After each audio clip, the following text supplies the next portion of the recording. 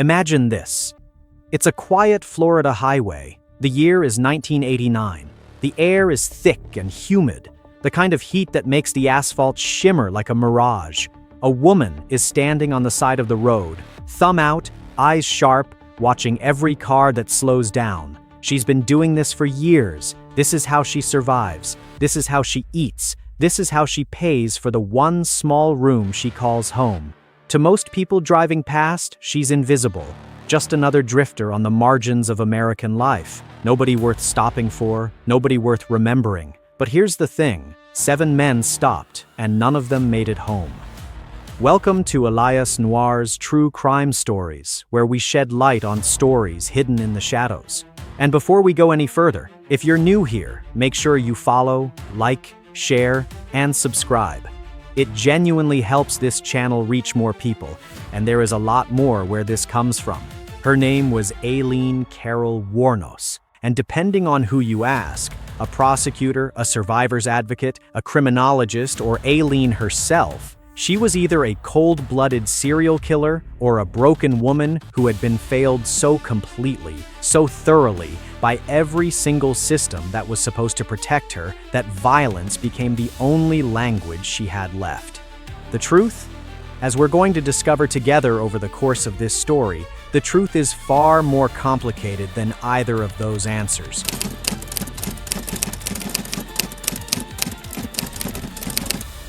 Between late 1989 and late 1990, barely over a year, Aileen Wuornos shot and killed 7 men along the highways of Florida. She was a hitchhiking sex worker. Her victims were her clients. She was arrested, tried, convicted of first-degree murder, and on October 9, 2002, she was executed by lethal injection at the Florida State Prison. She was 46 years old. Now, on the surface, those are the facts. Clean, straightforward, case closed. But here's what keeps criminologists, psychologists, and true crime researchers up at night. Here's the question that turns this from a crime story into something far deeper, far more unsettling. What actually made Aileen Wuornos? Because nobody is born a killer. Not even the ones the world decides deserve to die as one.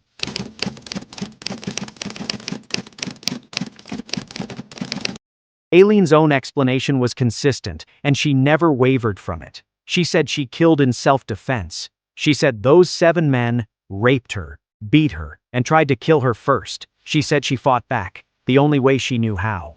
The prosecution told a very different story. They pointed to robbery, to a pattern, to a woman who targeted vulnerable men, lured them with the promise of sex, and then shot them at close range and took their belongings. So who was right? Was Aileen Wuornos a predator who hunted men for money? Or was she a victim? A deeply traumatized, chronically abused woman who reached a breaking point and exploded in a way that, while devastating and deadly, had been building for her entire life. Here is what makes this case so extraordinary, so haunting, and so important. It might be both.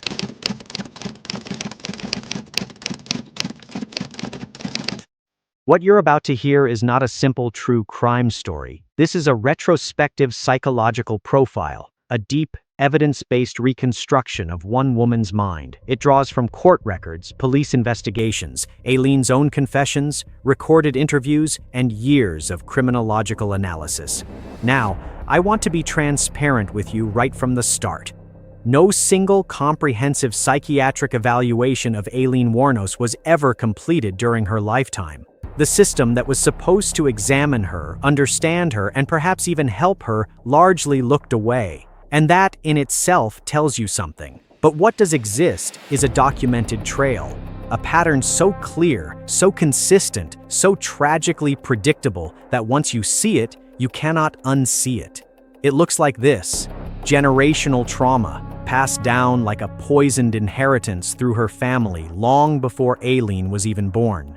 Then, childhood abandonment, physical abuse, and sexual violence started before she was even a teenager. Then decades of institutional neglect, survival on the absolute fringes of society, with no safety net, no advocate, no one who ever truly saw her. And finally, a woman so hardened by hypervigilance, so consumed by rage, so certain the world meant to destroy her, that she struck first. That is the architecture of what happened on those Florida highways.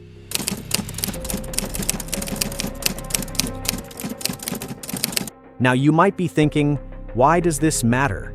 Why should we spend time understanding the psychology of someone who took 7 lives? Because Aileen Wuornos is not an anomaly. She is a warning. She is what happens when a child is abandoned and nobody intervenes. She is what happens when a teenager is sexually exploited and the system shrugs. She is what happens when a woman spends decades being brutalized at the margins of society, invisible, expendable, forgotten, until the rage has nowhere left to go but outward. Criminologists classify Aileen as what's known as a reactive offender. This is critically different from the kind of killer most of us imagine when we hear the words serial killer. Think of someone like Gary Ridgway, the Green River Killer, a methodical, organized, cold, and calculating predator who carefully planned each murder over years, driven by a deep need for control and domination. Aileen was not that. Aileen's violence was explosive, situational, rooted in a hair-trigger survival response that had been forged in the fires of extreme trauma. Her killings were not premeditated in the traditional sense. They were, in her mind, and arguably in the psychological record, the overflow of a lifetime of victimization reaching its final, catastrophic, boiling point. That doesn't make what she did acceptable. Let's be clear about that. But it does make it understandable. And understanding, as uncomfortable as it is the only way we ever stop history from repeating itself.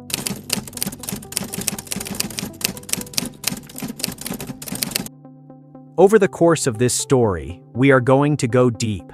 We are going to examine who Aileen Wuornos really was, not the monster the media constructed, and not the martyred saint some advocates tried to make her either. We're going to look at the core personality traits that survival carved into her, the specific triggers and motivations that led to each killing, the role that geography, those long, isolated Florida highways, played in how these crimes unfolded, the killings themselves, one by one, and finally, the broader impact on the families left behind, on the criminal justice system, and on our understanding of trauma, violence, and the way society abandons the people it decides don't matter. This is not a story about a monster. This is a story about what happens when the world creates one, and then acts surprised. Aileen Wuornos was born into a family that didn't want her. She was raised in a household that hurt her. She was abandoned by every institution that was supposed to catch her when she fell. And she fell, hard and early and often. By the time those 7 men encountered her on those Florida highways, they weren't meeting a woman. They were meeting the accumulated consequence of 40 years of failure. And the question this entire story is asking, the question that should keep all of us up at night, is this: at what point along that road could someone have stopped what was coming? Stay with me, because we're just getting started.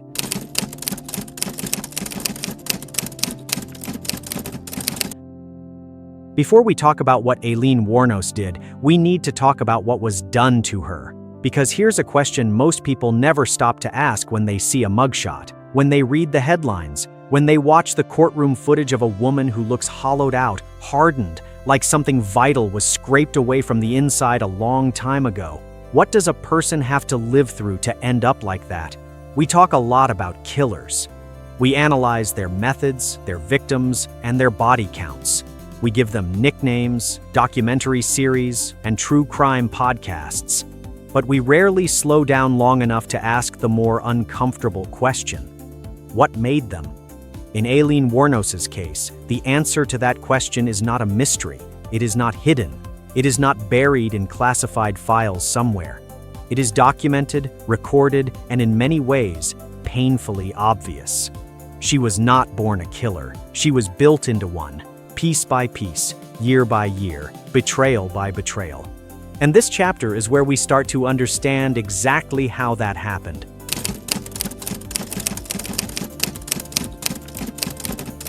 When criminologists and psychologists examine violent offenders, one of the first things they look for is what's known as a personality profile, a map of the traits, behaviors, and underlying patterns that define how a person thinks, feels, reacts, and ultimately acts. For most organized killers, that profile is chilling in its coldness. Think of the calculating compartmentalization of a Ted Bundy, charming on the outside, predatory underneath. Or the patient, methodical cruelty of Gary Ridgway, the Green River Killer, who maintained a completely ordinary life for decades while committing unspeakable acts. These men were, in psychological terms, organized offenders, controlled, strategic.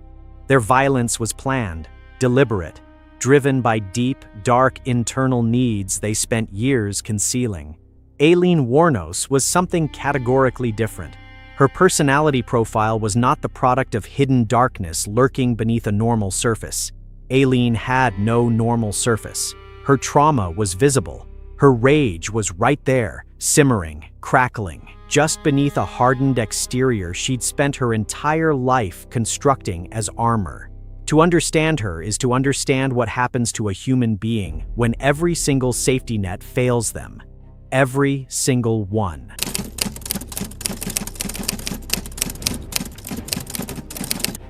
Let's start with the trait that defined almost every interaction Aileen had with the world for the last 3 decades of her life: hypervigilance. Now, most people hear that word and think, oh, being jumpy, being anxious. But clinical hypervigilance is so much more than that. It is a complete rewiring of the nervous system. It is a brain that has been conditioned through repeated trauma to scan every single environment, every single interaction, every single facial expression for signs of danger. It is exhausting, it is relentless, and it is not a choice. Imagine living your entire life as if you were walking through a minefield. Every step calculated, every stranger a potential threat, every moment of apparent safety is just the quiet before the next explosion. That is what hypervigilance feels like from the inside. For Aileen, this state was not the result of one traumatic event. It was the accumulated product of decades of physical, sexual, and emotional abuse, starting in childhood, running all the way through her adult life on the streets and highways of Florida. And here is the critical thing to understand. When a person lives in that state of constant threat detection for long enough, their threat threshold drops lower and lower and lower. What begins as a reasonable response to genuine danger eventually becomes a hair trigger, a reflex. The body learns to act before the conscious mind catches up, because in the environments Aileen grew up in, waiting to be sure meant it was already too late. Her encounters with men, particularly in the context of sex work, were the perfect crucible for this hypervigilance to detonate. Every transaction was a potential assault. Every client is a potential rapist. Every isolated stretch of highway is a potential crime scene. And when that threat response activated, when Aileen's nervous system screamed danger, the response was not tearful pleading or freezing in place. It was explosive rage, not calculated, not premeditated in the traditional sense, but reactive, instantaneous. The kind of violence that erupts when a person has been pushed past every limit they have, and they have no other tools left.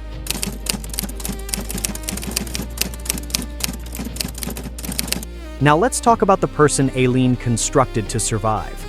By the age of 15, Aileen Wuornos was living on the streets. 15 years old. No parents. No stable home.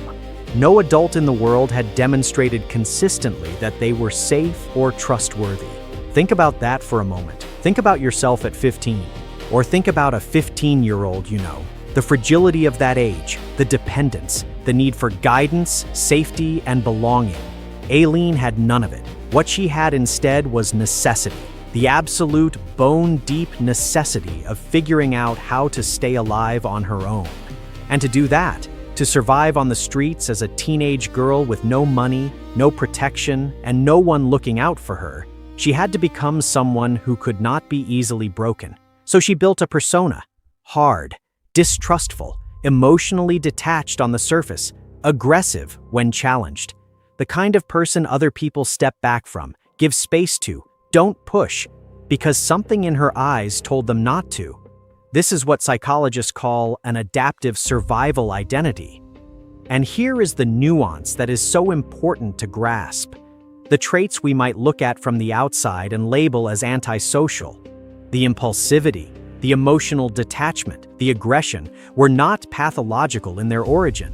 They were logical. They were the rational adaptations of a human being engineering herself for survival in an environment that was genuinely hostile. The tragedy is that the armor that saves you in a war zone can destroy you in peacetime. The aggression that protects a teenage girl on dangerous streets becomes a liability in courtrooms, in relationships, and in ordinary human interactions. The emotional detachment that shields you from being hurt too deeply is the same detachment that prevents genuine intimacy and connection. Aileen never really got to take the armor off. She never reached a point of safety long enough, stable enough, to learn that she didn't need it anymore. And so it became her, permanently.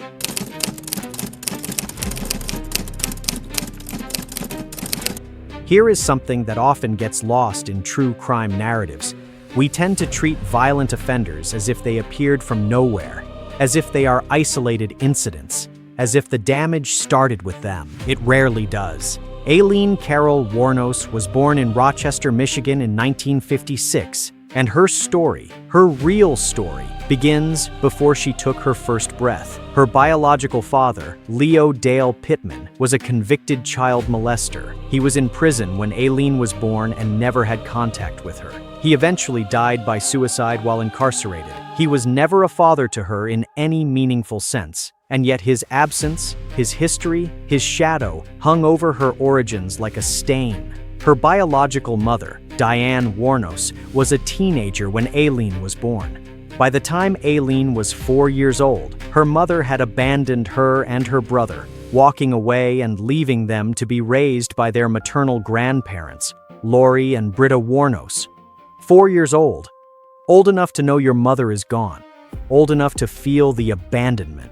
Young enough that it shapes absolutely everything about how you understand yourself and what you deserve. And the grandparents? They were not the warm, loving safety net that a child in that situation desperately needed. Lori Wuornos was physically abusive. He beat the children. There has been documentation and testimony suggesting Aileen was sexually abused during her childhood, the full extent of which she would only discuss in fragments throughout her life. By the time Aileen was a young teenager, she had already internalized a message, delivered not in words but in actions, in violence, in abandonment, that said, "You don't matter. You are not worth protecting. The people who are supposed to love you will hurt you. The world is not safe." That message became the foundation of her entire psychology. And then, as if to confirm every terrible belief she had developed about the world, she was raped as a teenager. She became pregnant, and she was thrown out of the only home she had. At 15 years old, cast out, alone, pregnant, with no resources and no one, Aileen Wuornos turned to the one thing available to her: survival sex. In the woods, on the streets, in the margins that society pretends don't exist. Can you imagine? Can you really sit with that image for a moment? A 15-year-old girl in the woods doing what she has to do to eat because every door that should have been open to her had been slammed shut. This is not background noise. This is the foundation. This is where the rage was born.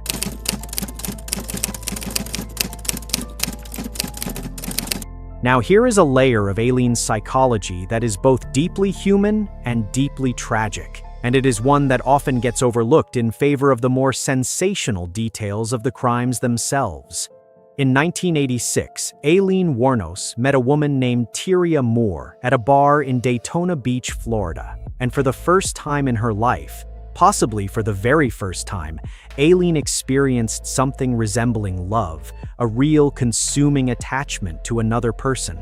Tyria Moore became Aileen's partner, her anchor, the closest thing to a home that Aileen had ever known.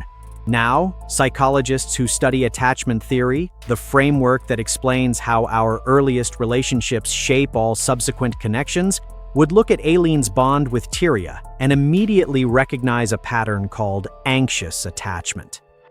This is the relational style of someone who, having been repeatedly abandoned and betrayed in childhood, clings fiercely to the people they love, terrified of losing them, willing to do almost anything to maintain the connection. Aileen needed Tyria, emotionally, psychologically, in every meaningful way. And with that need came something that would have fatal consequences: the desperate, consuming need to provide. Aileen took on the role of provider in the relationship. She was the one working, the one bringing in money, the one keeping them housed, fed, and together. And as financial pressure mounted, as the weight of being solely responsible for sustaining the life she had built with the one person who mattered to her grew heavier, something shifted in how Aileen approached her work. The financial desperation intensified. The aggression during client encounters escalated. The line between sex work and robbery blurred. Some criminologists have suggested, and it is a genuinely thought-provoking argument, that Aileen's crimes were not purely predatory in the traditional sense, that some part of her violence, some part of the robbery that followed the killings, was reframed in her own mind as an act of loyalty, as a desperate provision for the woman she loved. As I am doing what I have to do to keep us together. Does that justify it? Absolutely not. But does it add a dimension of heartbreaking human complexity to what could otherwise be flattened into a simple narrative of cold-blooded murder? Absolutely yes. Because it reminds us that Aileen Wuornos was not a machine. She was not a hollow predator. She was a profoundly damaged human being who wanted, more than almost anything, to be loved and to be able to give love back. And the system that was supposed to give her the tools to do that safely, through therapy, through intervention, through protection as a child, had failed her utterly.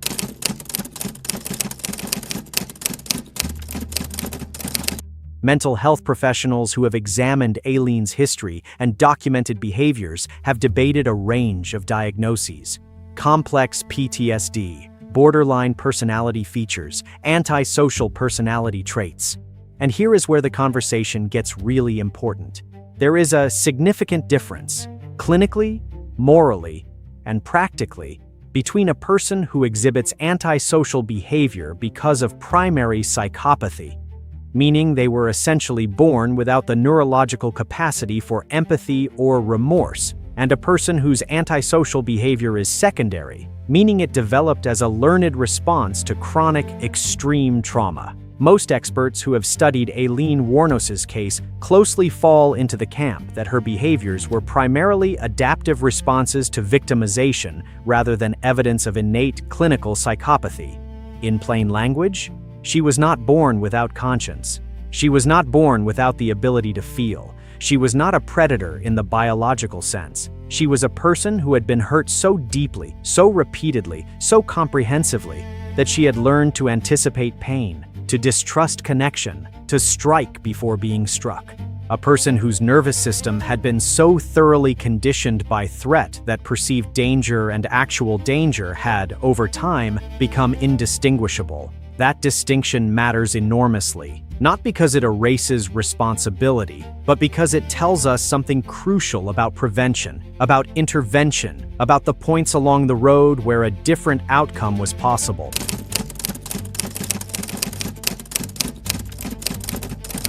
Let's come back to that contrast with organized killers, because it helps crystallize exactly what kind of offender Aileen was. Gary Ridgway went to work every day, maintained relationships, attended church. He existed in ordinary society while systematically targeting and killing women over the span of 2 decades. His violence was compartmentalized, hidden, driven by deep-seated, slowly escalating pathology. Ted Bundy was charming, articulate. He worked on a suicide hotline. He volunteered. He was, by every outward appearance, a normal, functioning member of society. Aileen Wuornos lived in the open, on the edges. There was no facade, no compartmentalization. She was exactly who she appeared to be.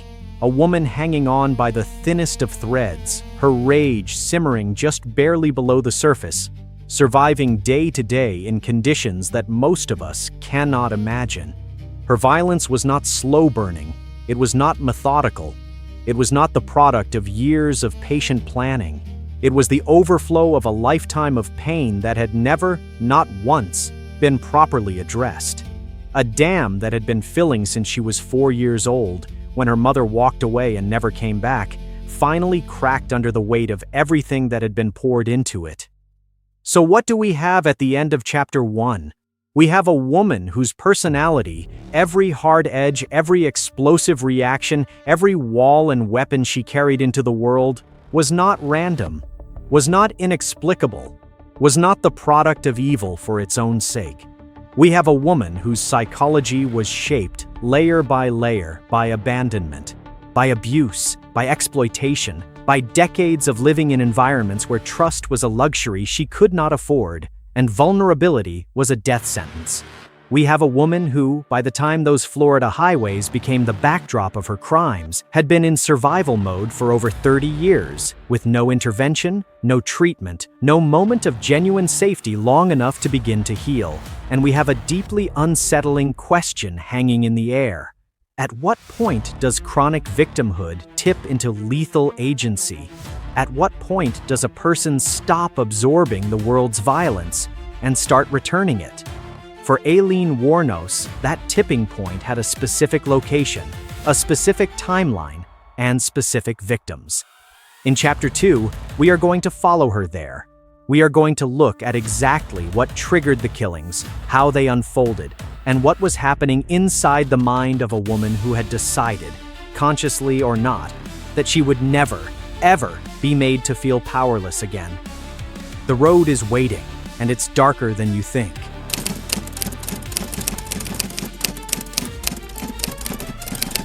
Let me ask you something. Have you ever been so tired, so bone deep, soul exhausted, ground down tired, that you stopped caring about the consequences of what came next? Most of us have brushed the edge of that feeling. After a terrible week, after a loss, after one bad thing too many stacked on top of all the other bad things, most of us pull back from that edge. We sleep it off. We call someone. We find a way through. But what if you had no one to call? What if sleep didn't fix it because you woke up to the same nightmare every single morning? What if there was no way through because the thing wearing you down wasn't a bad week or a rough patch? What if it were your entire life? Aileen Wuornos told investigators something in her confessions that doesn't get quoted nearly as often as it should. She didn't just say she killed in self-defense.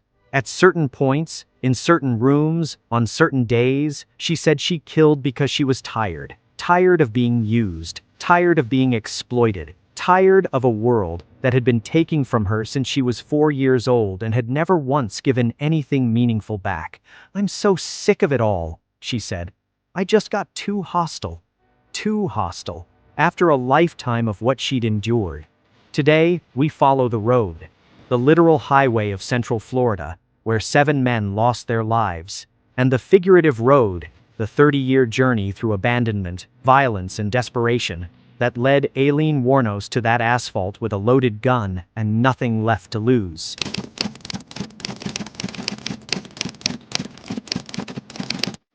When we talk about motive in a criminal case, we usually imagine something dramatic: revenge, greed, jealousy, the cold, calculated desire for power and control. Aileen's motives were simultaneously simpler and more complicated than any of those. They were layered, tangled, and they shifted, even in her own telling, depending on the day, the interview, the level of exhaustion in her voice. At the most basic level, 3 distinct but deeply interconnected forces drove the killings: survival, rage, and the terrible, desperate need to hold on to the one good thing she'd ever had. Let's take each one apart, because none of them exists in isolation.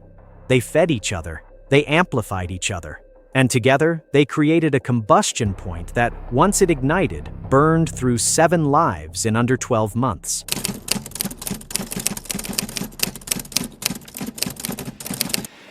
Start with survival, because it is the thread that runs through everything. Aileen Wuornos had been surviving on virtually nothing for most of her adult life. Sex work on the highways of Florida wasn't a choice she made from a menu of options. It was the only option left after every other door had been closed to her, by her family, by the institutions that failed her as a child, by a society that looks away from girls like her until they become inconvenient. Every client encounter was a transaction. Money for survival, money for food, for shelter, for the small, fragile life she and Tyria Moore had built together.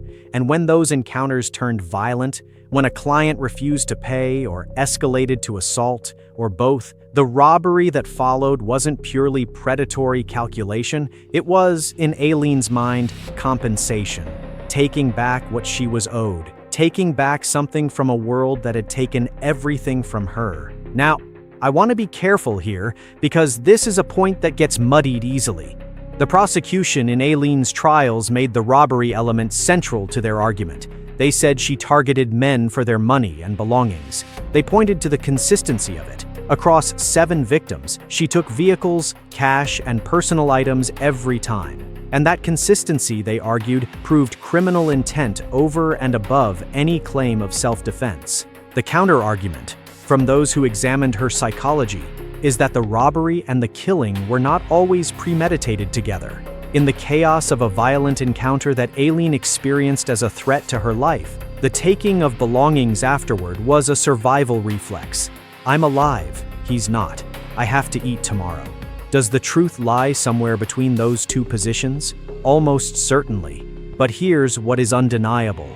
The robbery element kept her alive, kept her and Tyria Moore sheltered and fed. And that fact, the reality that violence was functionally working as a survival strategy, is one of the most chilling aspects of the entire story, because once violence works, the threshold for using it again drops.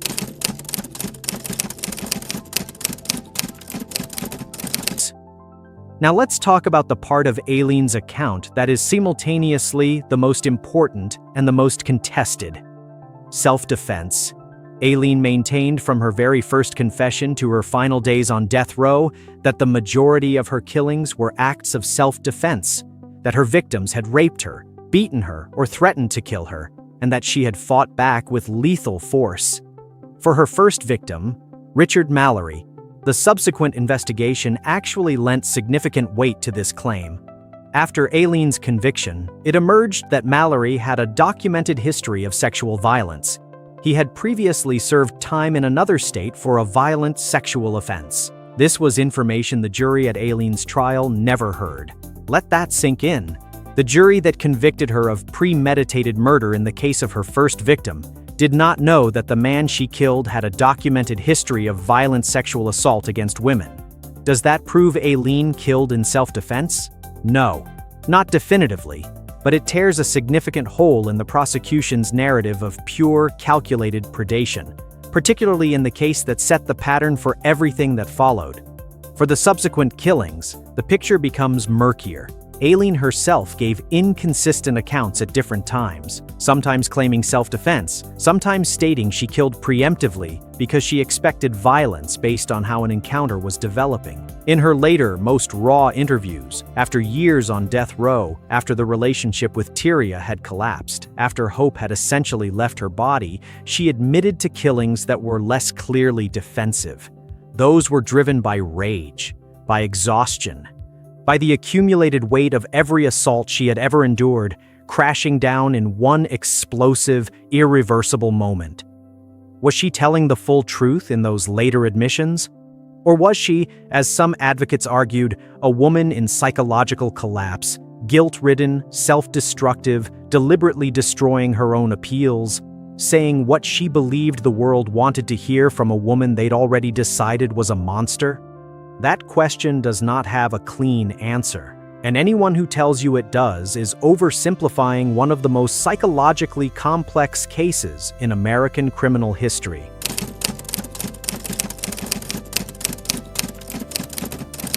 And then there is Tyria. We touched on this in Chapter 1, but here, in the context of understanding what specifically triggered and sustained the killings, the relationship with Tyria Moore deserves a much closer look. Aileen met Tyria Moore in 1986 at a biker bar in Daytona Beach. And from that first meeting, something shifted in Aileen that had never shifted before. She fell completely, overwhelmingly, dangerously in love for a woman who had experienced virtually every human relationship as a source of harm or abandonment. The intensity of that bond cannot be overstated. Tyria was not just a partner. Tyria was, in Aileen's psychology, a reason to live, a proof that she was worth something, a living, breathing refutation of the message she'd been given since childhood, that she was unlovable, disposable, worthless, and Aileen needed to keep her. This is where the financial pressure becomes not just an economic problem, but an emotional crisis. Aileen was the provider. She was the one working the highways. She was the one keeping them housed and fed. And as money got tighter, as survival got harder, as the desperation mounted, the stakes of every client encounter went up. This wasn't just about eating. This was about keeping Tyria, about proving she was worth staying with, about holding together the one good thing in her entire life. Some criminologists have made a compelling case that this dynamic, this desperate, anxious love pushing her toward increasingly reckless and violent client interactions, was the emotional accelerant that pushed Aileen past whatever final line she was still holding. And the brutal irony? In the end, it was Tyria who cooperated with the police. Tyria, who, facing her own potential criminal liability, agreed to make recorded phone calls to Aileen, calls designed to elicit confessions that were then used against her in court. The one person Aileen had committed violence to protect. The one person for whom she had degraded herself, endangered herself, and ultimately destroyed herself. Walked away.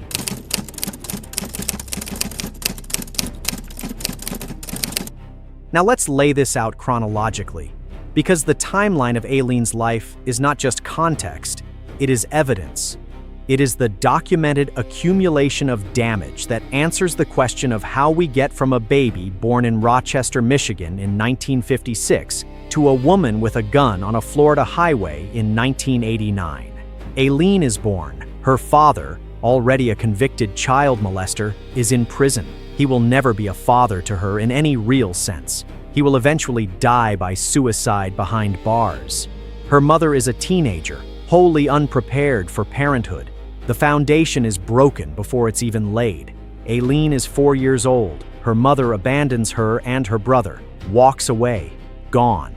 Aileen and her brother are left with their maternal grandparents, Lori and Britta Wuornos. They are not told that the grandparents are not their parents. They grow up believing them to be. The abuse begins. Aileen is 14, 15 years old. She is sexually assaulted. She becomes pregnant. The baby is given up for adoption. And then, in one of the most staggering institutional failures in this entire story, she is evicted from her grandparents' home.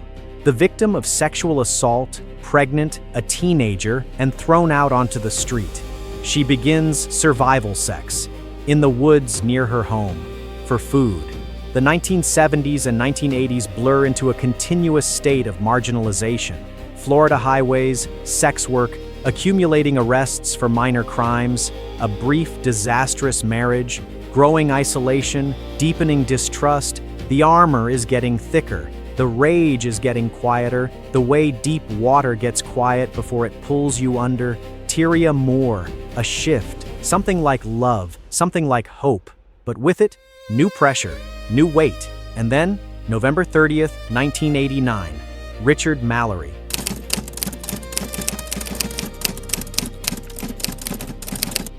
Richard Mallory was 51 years old. He was the owner of an electronics repair shop in Clearwater, Florida. He picked up Aileen on a highway. What happened next is, in the truest sense of the word, disputed. But the outcome is not. Aileen shot him multiple times. His body was found in a wooded area off the highway, wrapped in a piece of carpet. His car and personal belongings were taken. This was the first.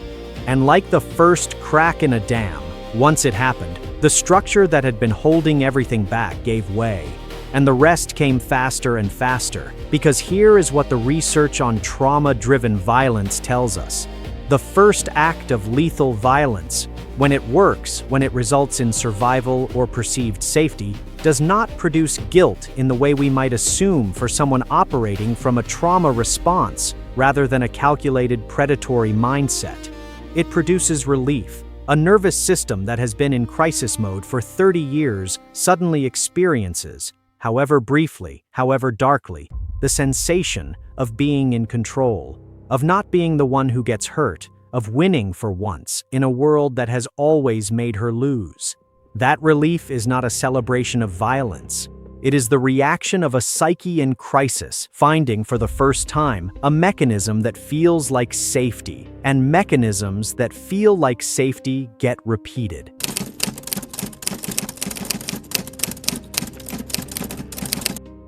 Between late 1989 and late 1990, in roughly 12 months, 6 more men were shot and killed. David Spears, Charles Carskadden, Peter Seams, Troy Burris, Dick Humphreys, Walter Gino Antonio. Each encounter followed a recognizable pattern: a pickup on the highway, an offer or an agreement for paid sex, a tension that escalated, a gun. Multiple shots were fired, a body left in a wooded or isolated area off the road, belongings taken. The compressed timeline of these killings is one of the most discussed aspects of the case from a criminological perspective. 7 killings in under 12 months. That is not the slow, patient, years-long timeline of an organized serial killer. That is a spree. Rapid, escalating. The behavior of someone in psychological crisis, not someone with a long-term predatory strategy. Each killing appears to have lowered the threshold for the next. Each one added to the financial resources that were keeping her and Tyria afloat. Each one confirmed the dark logic that had taken root, that this was how she survived now. That the line between client and threat had become impossibly blurred, and all of it is happening on the same roads, the same highways, the same sun-baked anonymous stretches of Central Florida asphalt where she had been surviving, in one form or another, for decades.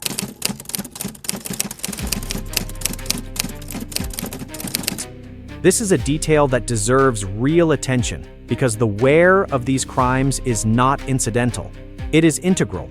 Florida's highway culture in the late 1980s was a specific ecosystem. Long stretches of road connect small cities, transient populations, anonymous encounters between strangers who would never see each other again, by design. A culture of hitchhiking and roadside sex work that existed in the gaps between law enforcement attention. For Aileen, these highways were simultaneously her workplace, her home, and her battlefield. She knew them. She understood the rhythms of them. She knew which stretches were isolated, which rest stops were busy, which wooded areas off the road were deep enough to conceal something you didn't want found quickly. The isolation that made the highways dangerous for her as a sex worker was the same isolation that made them operationally useful when violence occurred. Bodies left in wooded areas off remote county roads took days or weeks to discover. Crime scenes miles apart in different counties with different law enforcement jurisdictions, it took investigators significant time to connect the dots and recognize they were dealing with a pattern rather than isolated incidents. The environment also reinforced every psychological tendency that Aileen had developed. Out there on a long, empty highway at night, there was no one to call for help. No witnesses, no safety net. The threat was right there in the front seat, inches away. And for a woman whose nervous system had been conditioned for decades to equate male company with danger, that proximity, that isolation, that vulnerability was the exact trigger her hypervigilance had been primed for. The road gave her power. The road also ultimately gave investigators the trail of evidence they needed to find her.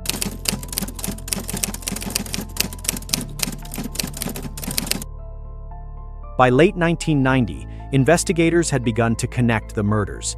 Composite sketches circulated, tips came in, and detectives traced the stolen belongings and vehicles of several victims back to 2 women, Aileen Wuornos and Tyria Moore. When Tyria was brought in, she was offered a deal: cooperate and avoid prosecution.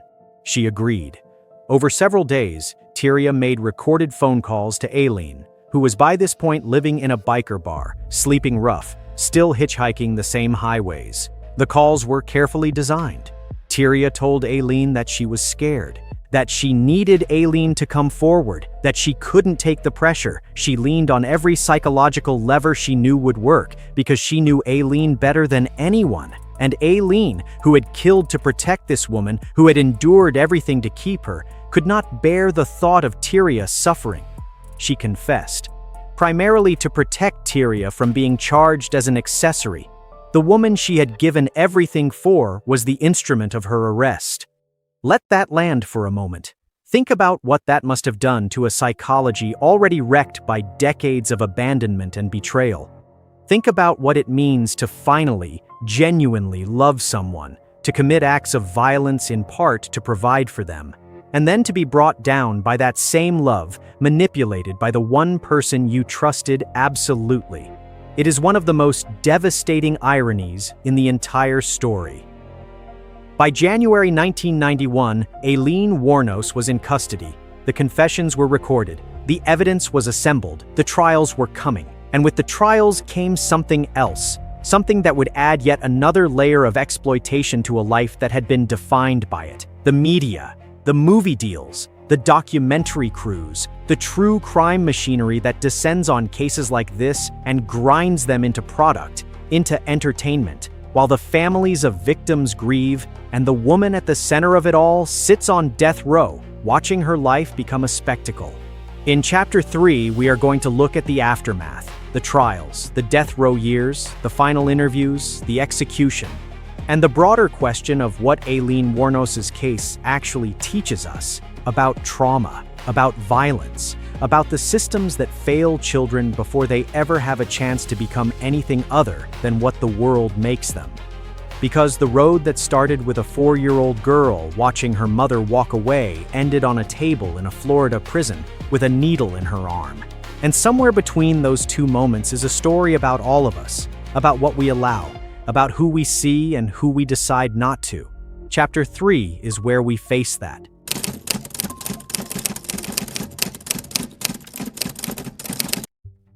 Every story has an ending, but some endings don't really end. Some endings just echo. They ripple outward in ways we don't fully see until years later. They leave marks on families, on communities, on courtrooms, on culture. They raise questions that don't get answered neatly, that don't wrap up in a final scene with swelling music and a sense of resolution. Aileen Wuornos' story is one of those. On October 9, 2002, Aileen was strapped to a table at the Florida State Prison in Stark. A needle was inserted into her arm, and at 9:47 in the morning, she was pronounced dead. Her last meal was a cup of black coffee. Her last words, delivered to the assembled witnesses, were 12 sentences, quiet, strange, almost cosmic in their tone. She spoke about being persecuted, about pirates, about leaving and coming back, and then she was gone. But the questions she left behind, those are still very much alive. Because when you strip away the headlines, the documentaries, the Hollywood film, the true crime podcasts, the decades of debate, what you are left with is something raw and important and deeply, deeply uncomfortable. 7 men are dead, 7 families were shattered, and a woman who was herself a victim of staggering proportions was executed by the state of Florida, having never received, not once in her entire life, the kind of sustained, genuine psychological care that might have changed the outcome of everything.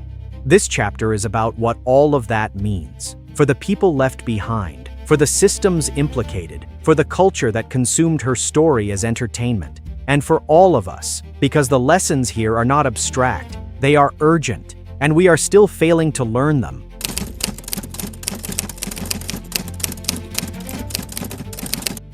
Let's start where we must always start in true crime, with the human cost.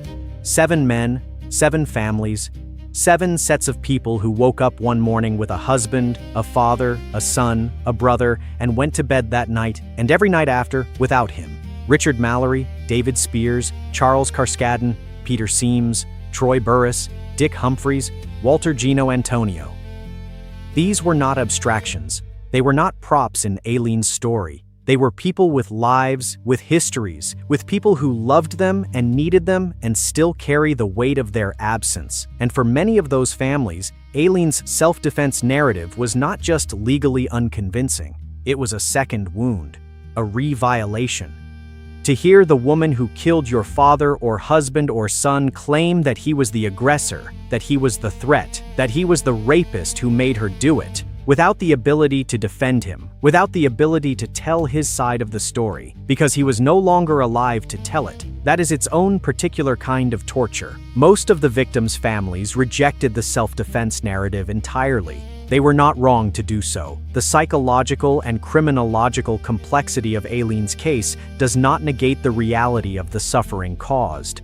Both things are true simultaneously, and holding that tension, the complexity of the perpetrator alongside the unambiguous grief of the bereaved, is one of the most difficult and most necessary things this story asks of us. And then there is Tyria Moore.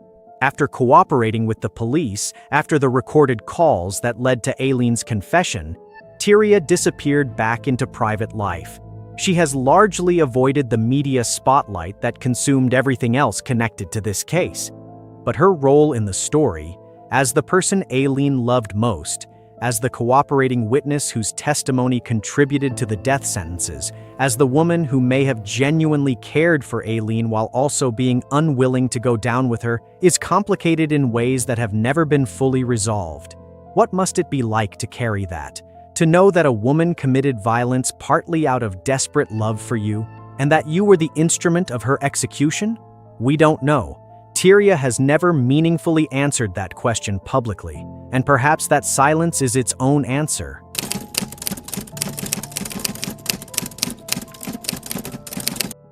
Beyond the individual families, the impact of Aileen's crimes rippled outward into the communities of Central Florida in ways that fundamentally altered the texture of everyday life. The highways of Volusia County, Citrus County, and the surrounding interstate corridors became, for a period, genuinely frightening places. Hitchhiking, which had already been declining as a cultural practice, became almost unthinkable for many people. The story of a female hitchhiker killing male motorists inverted the usual fear dynamic in a way that was jarring and disorienting for many. But here is the dimension of community impact that almost never gets discussed, because it involves people society tends not to care about: the sex workers, women who worked the same highways as Aileen, women who were already in one of the most dangerous, most vulnerable occupations that exist. Women whose safety was never prioritized by law enforcement, whose victimization was never taken seriously, who existed in the same margins that Aileen had occupied for decades. For those women, the Wuornos case made everything worse.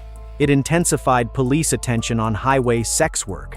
It made potential clients more paranoid and therefore more dangerous. It added another layer of stigma and danger to lives that were already operating at the extreme edge of risk. They bore the cost of this story that nobody was particularly interested in accounting for.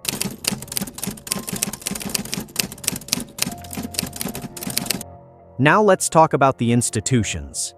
Because this is where the story stops being about one woman and starts being about all of us. The case of Aileen Wuornos is, at its core, a catastrophic institutional failure. Told backwards, when you look at the documented history of her life and trace every point where the system intersected with it, what you see is not a series of isolated lapses. You see a systematic, consistent abandonment of a child, and then a young woman, and then an adult, by every structure that was supposed to offer protection. Child welfare services that should have intervened in an abusive household didn't effectively. Educational systems that might have provided stability failed to keep her engaged. Law enforcement repeatedly arrested her for minor crimes, never connected those arrests to a person in desperate need of intervention.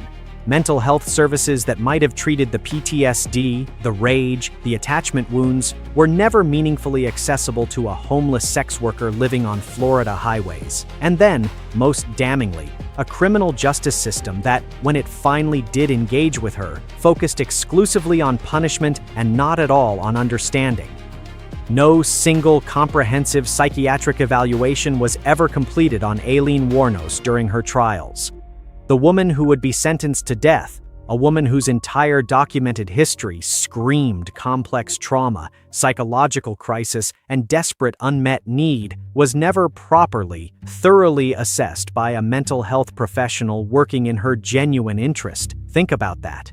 In a case this psychologically significant, in a trial that would determine whether a human being lived or died, the full psychiatric picture was never properly assembled. That is not justice. That is processing.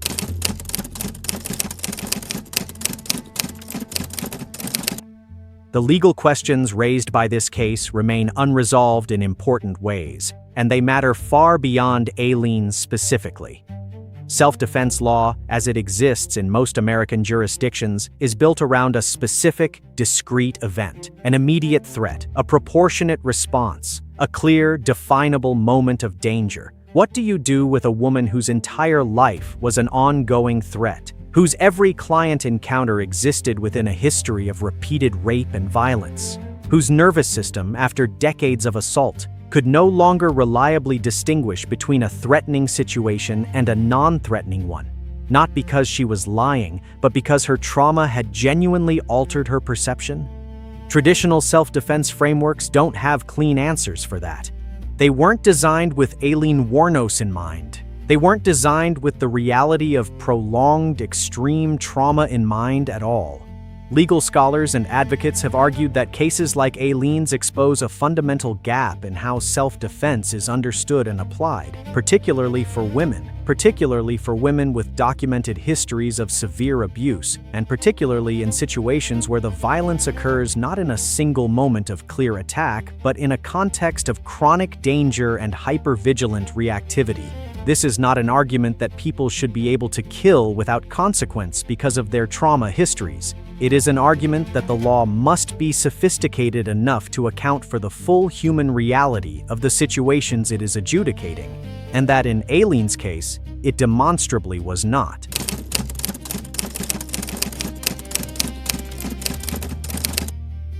And then there is the death penalty. Aileen Wuornos is one of the most discussed cases in the ongoing American conversation about capital punishment, and for good reason, because her execution raises questions that don't have easy answers. Is it just to execute a person who was themselves a victim of extreme, documented, lifelong abuse? Is it just to sentence to death someone who never received, not once, at any point in her entire life, the kind of mental health support, trauma treatment, and genuine intervention that might have produced an entirely different outcome? In the years leading up to her execution, Aileen's mental state deteriorated significantly. She made statements that alarmed mental health observers. She fired her own legal team. She actively undermined her own appeals. She told a reporter in one of her final interviews that she believed prison guards were raping her, poisoning her food, and bombarding her with sonic pressure waves. Whether those beliefs reflected genuine psychosis, the complete psychological collapse of a woman who had endured too much for too long, or something else entirely, the fact is that the state of Florida executed her anyway. No last-minute psychiatric review, no pause to genuinely examine whether the person being put to death was mentally competent to be executed under the legal standard that supposedly governs such decisions. She was executed on schedule, and 12 sentences about pirates and persecution were the last words she ever spoke.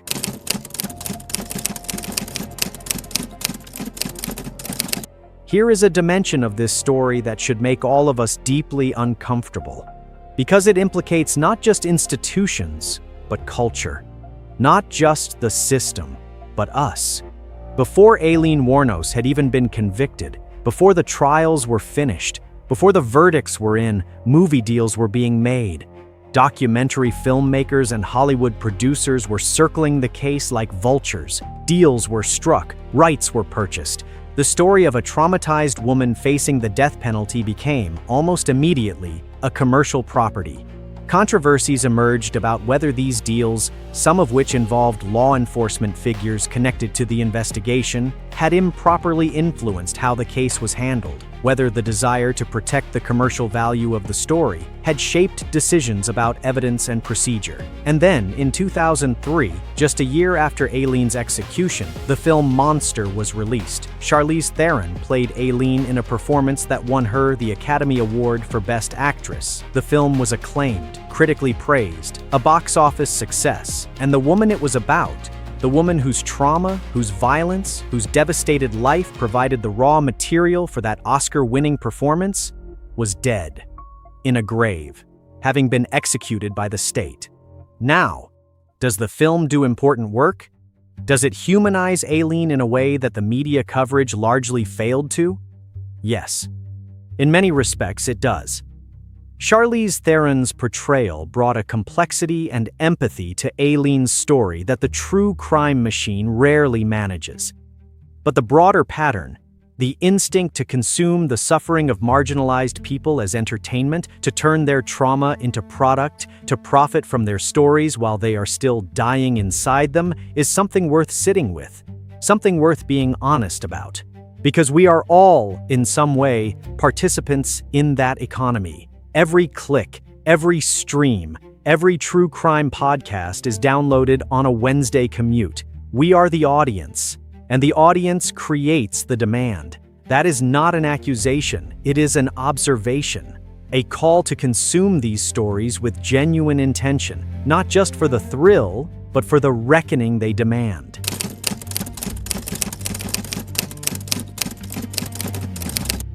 Aileen Wuornos permanently altered the conversation about female violent offenders, and that alteration matters enormously because that conversation had been, before her case, almost completely inadequate. Female serial killers have historically been filtered through a very narrow set of cultural lenses: the Black Widow, the poisoner, the quiet domestic schemer working in secret. Female violence, when it existed, was imagined as cold, calculating, and almost always motivated by money or power. Aileen blew that framework apart. Her violence was not domestic. It was not quiet. It was not the product of cold calculation. It was explosive, reactive, situated in a context of trauma and survival. And it forced criminologists, psychologists, and legal scholars to develop new frameworks for understanding female violent offenders that could account for the full complexity of what trauma does to human behavior. She sits at what researchers now describe as the victim-predator spectrum, a recognition that the categories of victim and perpetrator are not always mutually exclusive, that a person can be genuinely and profoundly both, and that the justice system's insistence on choosing one label over the other can produce outcomes that are simultaneously legally defensible and deeply humanly unjust. She also forced a conversation about how society talks about women who kill. The language used to describe Aileen in media coverage, Monster, Predator, the first female serial killer, revealed the degree to which female violence remains, even now, almost incomprehensible to mainstream culture. As if the only way to make sense of a woman who killed was to strip her of her humanity entirely, to render her something other than a person, because a person would require a response more complicated than condemnation. That dehumanization served a purpose. It meant nobody had to sit with the harder question, the one that keeps coming back, chapter after chapter, in this story. What did we do, and fail to do, to make this possible?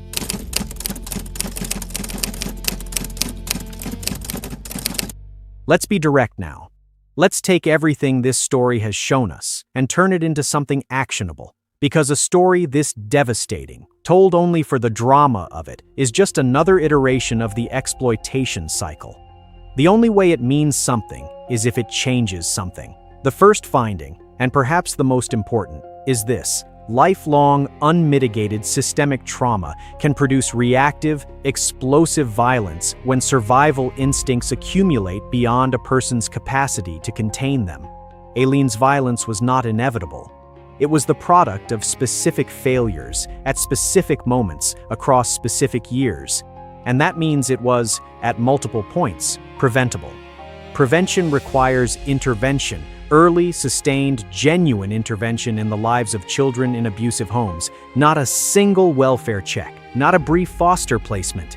Real, continued therapeutic support for children who are being shaped by violence and abandonment into people for whom the world will always feel like a battleground. The second finding: hypervigilance and rage forged in abuse do not stay contained to the environments where they were created. They travel with the person. They activate in any situation that remotely echoes the original trauma. For Aileen, every isolated highway encounter with a male client was a neurological replay of every assault she had ever endured. The trigger was not conscious. It was cellular. It lived in her body as much as her mind, and no amount of punishment addresses that. Punishment does not reach the nervous system. The third finding: location and context are not incidental to violent crime. They are integral. The highways of Florida were not a random backdrop. They were the ecosystem in which Aileen's particular psychology collided with a specific set of vulnerabilities. Understanding how the environment enables violence, how isolation, anonymity, and economic desperation create conditions where lethal encounters are more likely, is essential to prevention. The fourth, and in many ways the most systemic finding: we cannot punish our way out of cycles that are rooted in neglect. The criminal justice system, as it currently operates, intervenes at the end of the story. It catches the violence after it has already occurred. It prosecutes and sentences, and, in cases like Aileen's, executes. But it does not, cannot, address the decades of abandonment and abuse that precede the violence. Only upstream intervention can do that. Child welfare, mental health services, support systems for at-risk youth, trauma-informed care for people living on society's margins. These are not soft, optional luxuries. They are the only tools that actually interrupt the cycle before it turns lethal.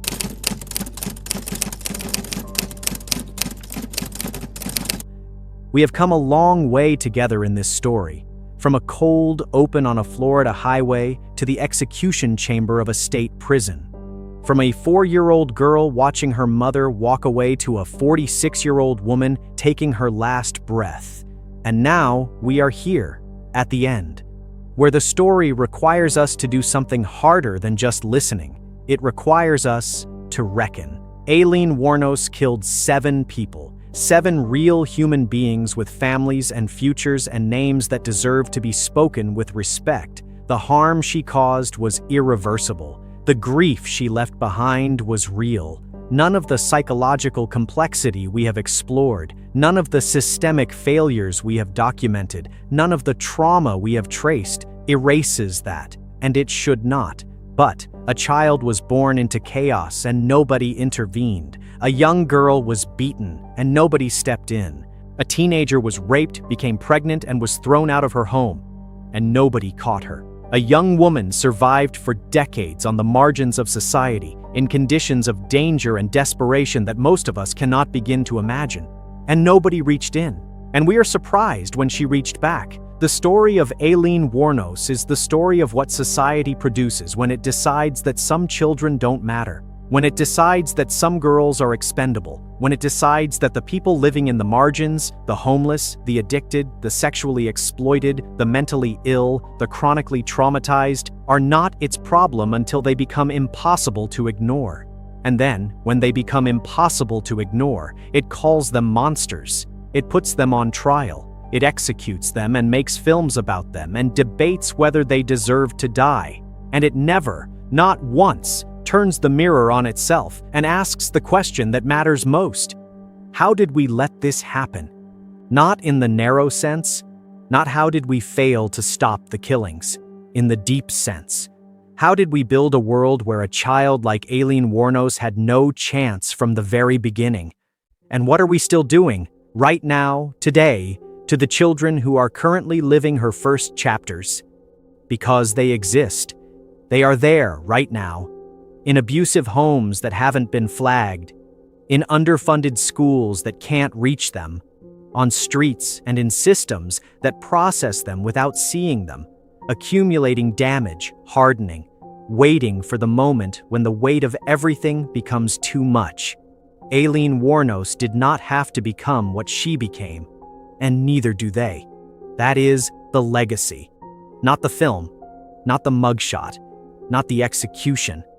The legacy is a question, urgent, ongoing, unanswered, about what kind of society we choose to be, about who we decide is worth saving before it's too late, about whether we are willing to do the hard, expensive, unglamorous work of intervention, or whether we will keep waiting until the story is dramatic enough for a documentary. Aileen Wuornos took her last breath on a Wednesday morning in October. It was a humid, Florida day. The air outside the prison was thick and hot, the way it always is down there. Somewhere out there, on a highway not far away, life was continuing exactly as it always had. And somewhere, in a home nobody was watching closely enough, a child was learning the first lessons of a story that hadn't decided its ending yet. Let's decide it differently this time.